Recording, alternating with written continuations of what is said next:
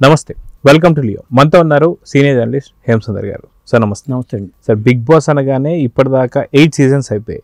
ఇప్పుడు 9th season lucky నంబర్గా మనం చూడొచ్చు. సో ఈ 9వ సీజన్ అయినా సరే ఆకట్టుకోబోతుందా? ఎందుకంటే మొదటి 3 నుంచి 4 ఎపిసోడ్లు మంచిగా ఆకట్టుకుంది. అది కాక ఇప్పటికీ కూడా Telugu TRP rating Bigg Boss ముందంజ అని చెప్పుకోవచ్చు. సో ఇప్పుడు 9వ సీజన్ అనేది బ్లాక్ బస్టర్ కాబోతుందా, లేదా గతంలో ఎపిసోడ్ లాగా చతికిల పడబోతుందా? సో ఏమన్నా మార్పులు చేర్పులు ఉన్నాయా? దాంతో పాటు సీజన్ 9 లో కంటెస్టెంట్స్ ఎవరు అంటే ఏం చెప్తారు? ఈసారి వాళ్ళు ప్యాటర్న్ కొద్దిగా మార్చారు. అందుకతం కామన్ మ్యాన్ కేటగిరీ నుంచి ఒకళ్ళే వచ్చేవాళ్ళు, ఇప్పుడు కొద్దిగా పెంచుతున్నారు ఆ సంఖ్య అనేది అంటున్నారు. అంటే ఒక 5 వరకు కామన్ మ్యాన్ కేటగిరీలో తీసుకునే అవకాశం ఉందని చెప్తున్నారు. అదొక మంచి పరిణామం. ఎందుకంటే చూసేవాళ్ళు కూడా ఆ హౌస్ లోకి వెళ్తే ఎలా ఉంటుంది అనడానికి మరి ఒక్కళ్ళంటే అది కూడా వీళ్ళని ఎంకరేజ్ చేసినట్టు అవుతుంది. చూసేవాళ్ళు కూడా ఎంకరేజ్ చేసినట్టు అవుతుంది. వాళ్ళకి ప్రాతినిధ్యం ఇస్తే ఖచ్చితంగా ఏమో వాళ్ళు ఎవరిలో ఏ టాలెంట్ ఉందో తెలియదు. మొత్తానికైతే ఒక 5 వరకు ఎంపిక చేసే అవకాశం ఉన్నట్టుగా మనకు వార్తలు వస్తున్నాయి. దీంతో పాటు మొత్తం 14 మంది కంటెస్టెంట్స్ ఉంటారనేది ఒక సమాచారం అయితే ఉంది.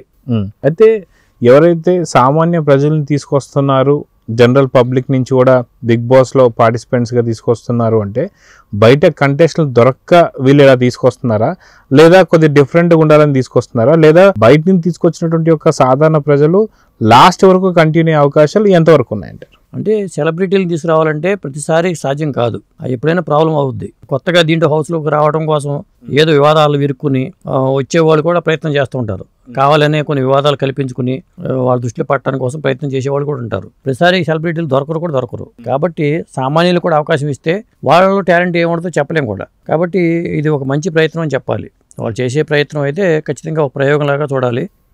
5 ఎలాంటి వాళ్ళని ఎంపిక చేస్తారనేది చూడాలి. అదొకటి. ఇప్పుడు కొత్తగా ఎంపికైన వాళ్ళలో కొన్ని పేర్లు అయితే వస్తున్నాయి. సింగర్ శ్రీతేజ అనే అతను దీన్ని సెలెక్ట్ అయ్యాడని చెప్తున్నారు. ఆల్రెడీ ఒక సినిమాల్లో పాటలు పాడాడు, మెలోడీ మంచి పాటలు ఉన్నాయి అతను పర్లేదు, మంచి కండిషన్ గా చెప్పాలి. అలాగే అలెక్కి చిట్టి పికిల్స్, ఎక్కడైతే ఆ పికిల్స్ దగ్గర వివాదాలు వచ్చినాయి, అలా పాపులారిటీ తెచ్చుకుంది, సినిమా ఛాన్సులు కొట్టేస్తుంది. ఆ అమ్మాయి కూడా కన్ఫర్మ్ అయినట్టుగా చెప్తున్నారు. అలాగే ఈ మధ్యనే కల్పిక అనే ఒక నటి పబ్బ దగ్గర గొడవ చేసి వార్తలకు ఎక్కింది. నిన్న సిగరెట్ విషయంలో ఏదో గొడవ చేసి ఎక్కింది. ఆవిడ కూడా బిగ్ బాస్ కి సెలెక్ట్ అయినట్టుగా వార్తలు అయితే వస్తున్నాయి. అలాగే నువ్వే కావాలో నుంచి సినిమాలో హీరోగా ఎంట్రీ ఇచ్చిన సాయి కిరణ్ టీవీ సీరియల్స్ ద్వారా మంచి పేరు తెచ్చుకున్నాడు. సింగర్ రామకృష్ణ గారి అబ్బాయి సాయి కిరణ్ కూడా ఈ హౌస్లోకి వెళ్తున్నాడు అనేది మనకి అందుతున్న సమాచారం. అయితే అన్నపూర్ణ స్టూడియో ఎదురుగా ఏదైతే సినిమా రివ్యూలు చెప్పే ఒక పర్సన్ ఎవరైతే ఉంటారో, మినిమం డిగ్రీ చదివితే గానీ అర్థం కాదని అతను దాదాపు కొద్ది రోజులుగా అన్నపూర్ణ స్టూడియోకి ఎదురుగానే తను దీక్ష చేస్తూ కూర్చున్నాడు.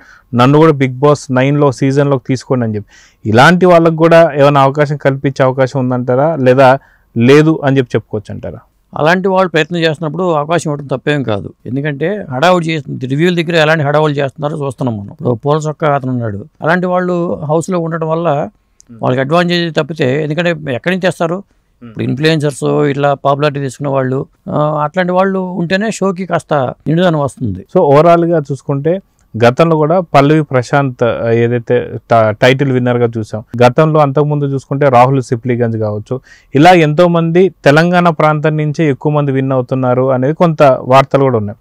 సో దీనిపైన ఇలాంటి వాటికి అడ్డుకట్ట వేస్తూ ఈసారి ఏమైనా బిగ్ బాస్ ఏమైనా నిర్ణయాలు తీసుకునే అవకాశం ఉందంటారా? అంటే ఆ మధ్యన అంటున్నారు, ఇప్పుడు ఏ రాష్ట్రాల నుంచి వచ్చిన వాళ్ళు ఉంటున్నారు, సీరియల్స్ ఆర్టిస్టులు అనగానే కన్నడ వాళ్ళు తీసుకొస్తున్నారు, ఇట్లాంటి వాళ్ళని తీసుకొస్తున్నారు అని చెప్పి విమర్శలు ఉన్నాయి. అలాగే తెలంగాణలో వాళ్ళకి ప్రయారిటీ ఇస్తున్నారు, తెలుగు వాళ్ళకి ఇవ్వట్లేదంటే వాళ్ళు ఇచ్చేది ఏంటంటే ఎక్కువ సినిమా టీవీ ఇండస్ట్రీ కానీ సినిమా ఇండస్ట్రీ కానీ హైదరాబాద్లో ఉంది కాబట్టి వాళ్ళు తెలంగాణనా లేకపోతే అక్కడ వాళ్ళ అనేది మనం ఎవరు చూడలేరు. కాకపోతే ఆ ప్రయారిటీ కూడా పెట్టుకోవడం అనేది మంచి పద్ధతి, విమర్శలు రాకుండా అయితే ఉంటుంది. ఇంకా సెలెక్ట్ అయిన వాళ్ళలోకి వచ్చేసరికి మనకి ఒక లిస్ట్ ప్రకారం చూసుకుంటే మీకు చెప్పిన వాళ్లే కాకుండా దీపిక పేరు ఒకటి వినిపిస్తుంది, దేవ్ జానీ పేరు ఒకటి వినిపిస్తుంది, కావ్యశ్రీ ఇమానియల్ పేరు ఒకటి వినిపిస్తుంది, తేజస్విని పేరు, శివ పేరు, సాయి కిరణ్ గారు ఇందాక చెప్పాను, ఆ ఏకనాథ్ అనే పేరు, నవ్యాస్వామి, ఏకనాథ్ గానీ నవ్యాస్వామి గానీ టీవీ ఆర్టిస్టులు, వీళ్ళ పేర్లు కూడా మనకి ప్రముఖంగా కనిపిస్తున్నాయి. అలాగే దర్శకుడు పరమేశ్వర్ పేరు ఒకటి, అలాగే జాన్ లాయరీ అని ఫోక్ డాన్సరు, నాగదుర్గ ఆ అమ్మాయి కూడా ఫోక్ డాన్సరు, వీళ్ళందరికీ కూడా సుమంత్ అశ్విన్ ఎంఎస్ రాజు గారి అబ్బాయి సుమంత్ అశ్విన్ పేరు కూడా వినిపిస్తుంది. అలాగే జ్యోతిరాయ్ అనే పేరు కూడా వినిపిస్తుంది. వీళ్ళలో ఇవన్నీ కన్ఫర్మ్ అని చెప్పం కానీ బయటకు వినిపిస్తున్న పేర్లు అయితే ఇవండి. అయితే ఓన్లీ సాయి కిరణ్ గారు తప్ప ఎవరికి కూడా అంతటి హోదా ఉండే వాళ్ళు కావచ్చు వీళ్ళెవరు పెద్ద కనిపిస్తున్నట్లేరు. సో బిగ్ బాస్ పైన ఆసక్తి తగ్గిందని చెప్పి అనుకోవచ్చు అంటారా తెలుగు ప్రజలకు కూడా? అంటే కంటెస్టెంట్స్ దొరకట్లేదని చెప్పాలి. ఆసక్తి తగ్గింది అనుకోవడం కన్నా వాళ్ళు కూడా సరైన కంటెస్టెంట్స్ వాళ్ళకే దొరకట్లేదేమో అనిపిస్తుంది. వీళ్ళు ఏంటంటే కంటెస్టెంట్స్ ఎంపిక కోసం ఒక సంస్థను ఆశ్రయించారు. ఆ సంస్థ వాళ్ళే ఇప్పుడు కామన్ మ్యాన్ ని ఎవరు ఎంపిక చేయాలనేది వెబ్సైట్ లో పెట్టారు, అప్లై చేసుకోమని. అట్లా చేసుకుని వాటిని స్క్రూటినీ చేసుకుని ఎంపిక చేస్తారు. అలాగే కంటెస్టెంట్స్ గా సెలబ్రిటీలు కానీ ఇన్ఫ్లుయెన్సర్స్ కానీ ఎవరిని తీసుకోవాలి దాని మీద కూడా వాళ్ళు స్టడీ చేసుకుని ఎవరైతే బాగుంటుందని ఒక స్టడీ చేసి తీసుకుంటున్నారు. అదేండి. అయితే సాధారణంగా బిగ్ బాస్ సీజన్ 9 ఏదైతే ఉందో దీనికి సంబంధించి గతంలో కొంతమంది సెలబ్రిటీస్ మనం చూసాం. ప్రతి ఒక్క కంటెస్టెంట్స్ కావచ్చు, ప్రతి ఒక్క సీజన్ లో ఖచ్చితంగా కొంతమంది సెలబ్రిటీ కంటెస్టెంట్ అయితే ఒక 2-3 అయితే మనం చూస్తూ వస్తుంటాం. కానీ ఈసారి అంతగా ఎవరు లేరు. సో అది కాక ఎవరైతే దీంట్లోకి అంటే జనరల్ ఆడియన్స్ గా రాబోతున్నటువంటి పార్టిసిపెంట్స్ ఎవరైతే ఉన్నారో వాళ్ళు కొంత అమౌంట్ డిపాజిట్ చేయాల్సి వస్తుందని చెప్పి కూడా ఏదో కొంత వార్తలు అయితే వస్తున్నాయి. నిజంగా అమౌంట్ డిపాజిట్ చేయించుకుంటారా, లేదంటే మనకు జనరల్ గా నార్మల్ గా తీసుకొని వెళ్ళి ఒక పార్టిసిపెంట్ కింద పెడతారంటే ఏమంటారు? అసలు అమౌంట్ డిపాజిట్ చేస్తారా లేదని పక్కన పెడితే ముందు ఇట్లా కండిషన్స్ కి వెళ్ళడానికి అమౌంట్ ఇవ్వడానికి కూడా చాలా మంది రెడీగా ఉన్నారు. ఎందుకంటే అసలు ఈ హౌస్ లోకి వెళ్ళాలనే కుతూహలంతో నేను ఎంత ఖర్చు పెడతాను అంత ఖర్చు పెడతాను అనేవాళ్ళు ఉన్నారు. ఎందుకంటే నా దృష్టి కూడా వచ్చింది. వీళ్ళు పెడతా సిద్ధంగా ఉన్నారు, వాళ్ళు తీసుకోవడానికి సిద్ధంగా ఉన్నారు లేదో తెలియదు. ఎందుకంటే ఒక సంస్థ ద్వారా జరుగుతుంది అనుకుంటున్నాం కాబట్టి ఆ సంస్థ ఎంపిక చేసే ప్రక్రియ అది. వీళ్ళు డబ్బులు ఖర్చు పెట్టినా అక్కడికి వెళ్లే పరిస్థితి ఉండదు. ఇక వీళ్ళు డిపాజిట్ అనేది మరి ఎవరు పడితే వాళ్ళు వస్తారనే ఉద్దేశంతో పెట్టారా లేకపోతే పెడుతున్నారా లేదని కూడా క్లారిటీ లేదు. అదండి. అయితే గతంలో కూడా మనం చూసుకుంటే వేణుస్వామి కూడా ఈ బిగ్ బాస్ సీజన్ 9కి ఎంట్రీ ఇస్తానికి అన్నట్టుగా కొంతమంది యూట్యూబ్ ఇన్ఫ్లుయెన్సర్స్ ని వాళ్ళందరినీ కూడా తీసుకొచ్చి ఒక దగ్గర పార్టీ ఇచ్చారని చెప్పి చాలా పెద్ద ఎత్తున ఖర్చు పెట్టాడని చెప్పి, అదేవిధంగా ప్రతిసారి అంటే ఒక బిగ్ బాస్ లోకి ఎంట్రీ ఇస్తే వేణుస్వామి ఆయనకి ప్రమోషన్ చేయాలని చెప్పి సీజన్ లాస్ట్ వరకు అయ్యేలాగా తను సపోర్ట్ చేయమని చెప్పేసి అన్నట్టుగా కొన్ని వార్తలు వచ్చాయి. కానీ దాని తర్వాత మళ్ళీ ఏదైతే అక్కినేని ఫ్యామిలీ మీద చేసినట్టు విమర్శల ద్వారా నాగార్జున గారు సీరియస్ అయినారని చెప్పి దాని తర్వాత తను పక్కన పెట్టారని కొన్ని వార్తలు. దీంట్లో ఎంతవరకు నిజం ఉందంటే ఏం చెప్తారు? ప్రయత్నాలు చేసి ఉండొచ్చు. ఎందుకంటే బిగ్ బాస్ లోకి హౌస్ లోకి వెళ్తే అప్పుడు వచ్చే పాపులారిటీ వేరు. మనం ఎన్ని వీడియోలు చేసినా ఎన్ని జాతకాలు చెప్పినా యూట్యూబ్లో దానికన్నా బిగ్ బాస్ హౌస్లో ఉన్న దానికి తేడా ఉంటుంది. బిగ్ బాస్ హౌస్లో ఒకసారి ఎంటర్ అయ్యాక రకరకాల వాళ్ళు అనాలిసిస్లు చేస్తూ ఉంటారు. ఆదిరెడ్డి లాంటి వాళ్ళు ఒక ఛానల్ పెట్టుకుని సపరేట్గా దీని మీదే రన్ చేసుకునే వాళ్ళు చాలా మంది ఉన్నారు. ఆ విధంగా కూడా పాపులారిటీ పెరుగుతుంది. ఇప్పుడు ప్రమోషన్స్ వర్క్ అనేది చాలా ఇంపార్టెంట్. ఆస్ట్రాలజీ వ్యాపారంగా చేసుకునే వాళ్ళకి, వృత్తిగా చేసుకునే వాళ్ళకి కానీ ప్రమోషన్ చాలా అవసరం. కాబట్టి వాళ్ళు ఏం చేస్తారంటే చాలా మంది రకరకాల ఛానల్స్కి పెయిడ్ ప్రమోషన్స్ చేసుకుంటారు. వాళ్ళు నెంబర్లు ఇచ్చినట్టుగా అమౌంట్ కట్టుకుని చాలా పెద్ద పెద్ద యూట్యూబ్ ఛానల్స్కి ఆశ్రయం చేస్తూ ఉంటారు. దానికన్నా ఈ రూపంలో హౌస్లోకి వెళ్తే పాపులారిటీ పెరుగుతుందనే ఆలోచన చాలా మంది ఆస్ట్రాలజర్కి ఉండొచ్చు, స్వామీజీలు కూడా ఉండొచ్చు. కేవలం ఆస్ట్రాలజర్లనే కాకుండా స్వామీజీలు కూడా చోటిస్తే ఇంకా బాగుంటుంది అనిపిస్తుంది నాకు. అయితే మామూలుగా మనం చూసుకుంటే బిగ్ బాస్ సీజన్ సంబంధించి గతంలో ఎంతవరకు సెటిల్ అయిన వాళ్ళు ఉన్నారు? వాస్తవానికి మనకు చాలా క్లారిటీ చూసుకుంటే రాహుల్ సిప్లిగంజ్ గారు ఒకళ్ళు ఆస్కర్ అవార్డు విన్ అయినటువంటి సందర్భాలు తప్ప మిగతా ఎవరు ఆ యొక్క విన్నింగ్ కావచ్చు లేదంటే దాంట్లో పార్టిసిపేట్ చేసిన వాళ్ళ లైఫ్ ఎవరిది బాగుందంటే ఏం చెప్తారు?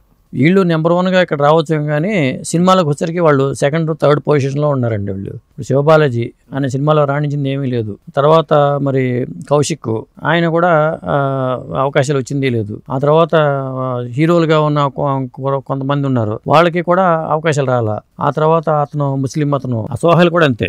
అతను అక్కడ చివరి వరకు వచ్చిన హౌస్లో వచ్చి సినిమా ఛాన్సులు వచ్చినాయి కానీ 1-2 ఛాన్సులు వస్తున్నాయి కానీ నిలబడలేకపోయాడు సినిమా ఛాన్సుల పరంగా. సోహెల్ కూడా ఏదో 1-2 సినిమాలు తప్పితే అతనికి హిట్ వచ్చింది కూడా దాఖలాలు కూడా లేవు. అదండి. అయితే ఈసారి బిగ్ బాస్ సీజన్ స్టార్ట్ అయ్యే ముందు దానికి బజ్ ఎలా ఉంది అంటే, సాధారణంగా బిగ్ బాస్ చెప్తుంటాడు మీ ఇంట్లోనే కాదు మా ఇంటి పైన కూడా కన్నేయండి అని చెప్పి. నిజంగా ఈసారి చూసే వాళ్ళ సంఖ్య పెరిగిందా తగ్గిందా అంటే ఏం చెప్తారు? అంటే రాను ఇది ఒక మొనాటిని అయిపోయిందండి. కొత్తగా ఏదైనా చూపించగలిగితే ఈసారి షో క్లిక్ అవడానికి ఆవిష్కారం ఉంటుంది. వాళ్ళు ఉల్టా పల్టా అంటూ రకరకాల ప్రయోగాలు చేసుకుంటూ వెళ్తున్నారు. వాళ్ళు కొత్తగా చూపించాలని ప్రయత్నం చేస్తున్నారు కానీ చివరికి షోలు రెక్టి కడతల. ఎందుకంటే 9 సీజన్ల నుంచి నడపడం అంటేనే మామూలు విషయం కాదు. మనకు 2020, 2021 ఆ టైంలో వచ్చిన షోలు అయితే బాగా రెక్టి కట్టిని. ఆ షోల మీద అనాలిసిస్ చేసుకుని కూడా చాలా మంది యూట్యూబర్లు కూడా బాగుపడ్డారు. కానీ క్రమేపీ వచ్చేసరికి ఏమవుతుందంటే బజ్ పోయింది. ఇప్పుడు శివాజీ, ఆ పల్లవి ప్రశాంత్ ఆ రోజు ఆ షో ఒకటి అది క్లిక్ అయింది కానీ ఆ తర్వాత వచ్చినవి కూడా పెద్దగా వర్కౌట్ అవ్వాల. అంటే సాధారణంగా కొంతమంది జనాలు అనుకునేది ఏంటి అంటే, దాదాపుగా ఏదైతే ఇప్పుడు యూట్యూబ్ చేతుల్లోకి వచ్చేసింది, చేతుల్లో ఫోన్ వచ్చేసింది, దాని తర్వాత కరోనా వచ్చిన టైంలో ప్రతి భాష సినిమాలు కూడా చూసేసరికి అన్నిట్లో ఉండేటువంటి క్రియేటివిటీ ఇక్కడ తక్కువైంది అన్నట్టుగా కొంత పక్కన పెట్టారని చెప్పి అనిపిస్తుంది. సో కరోనా తర్వాతే బిగ్ బాస్ అనే దానిపైన పెద్ద ఆసక్తి తగ్గిందని చెప్పేసి అంటున్నారు. మీరేమంటారు? కరెక్టే. ఎందుకంటే కరోనా టైంలో ఆల్టర్నేటివ్ ఎంటర్టైన్మెంట్ లేకపోవడం వల్ల ఆ టైంలో కాస్త ఆసక్తి పెరిగింది. ఎందుకంటే సినిమాల పరంగా వాటి పరంగా పెద్దగా సినిమాలు కూడా లేవు అప్పుడు. ఇక ఆల్టర్నేటివ్ ఏమైనా ఉందంటే బిగ్ బాస్ అనుకున్నారు. అప్పుడు కొంత బాగా వెళ్ళింది. క్రమేపీ ఏమవుతుందంటే క్రియేటివిటీ పెరిగిపోయిన వీడియోలు, షార్ట్స్ ఇవి తెగ వచ్చేస్తున్నాయి. అసలు ఏ ఇచ్చాక అది అడ్డుకట్ట లేకుండా పోయింది క్రియేటివిటీకి. అలాంటి టైంలో ఇక బిగ్ బాస్ చూడాలి అనే తపన ఎంతమందికి ఉంటుంది? ఏదో ఎక్స్ట్రాడినరీగా షో ఉంటే తప్ప. ఇప్పుడు అన్స్టాపుల్ షో బ్రహ్మాండంగా క్లిక్ అయింది కానీ అది ఈసారి ఉంటుందని తెలియదు.